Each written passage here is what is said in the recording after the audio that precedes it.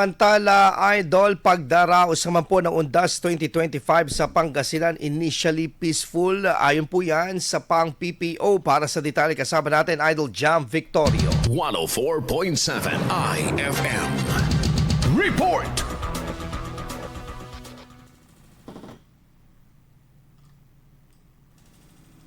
Na assessment ng Pangasinan Police Provincial Office sa pagdaraos ng undas sa lalawigan ngayong taon. Batay sa paunang impormasyon na nakalap ng IFM News Ligupan sa tanggapan, basehan ng initial assessment ang zero o negatibong resulta sa crimes against person and property, maliban sa ilang aksidente sa kakalsadahan sa nagdaang long weekend. Nagpatuloy din ang iba pang operasyon kontra kriminalidad ng pulisya dahilan upang maaresto ang higit 30 top most wanted at most wanted persons sa lalawigan, kabilang ang agarang pagresponde sa pagnanakaw sa isang convenience store sa Villasis na kinaarestuhan ng armadong sospek sa loob ng 1 minuto. Ayon sa tanggapan, kasalukuyan pang binubuo ang kabuuang ulat mula sa Operations Unit batay sa lahat ng himpilan ng pulisya sa Pangasinan upang makapaglabas ng opisyal na assessment kasunod ng undas ngayong taon. Kaugnay nito, tiniyak ng kapulisan ang katatagan sa walang tigil na pagbabantay sa kaligtasan ng publiko sa anumang oras. Kasama mo mula dito sa IFM Dagupan, ito si Idol Jam Victorio. Tatak, IFM.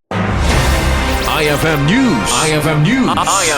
IFM News.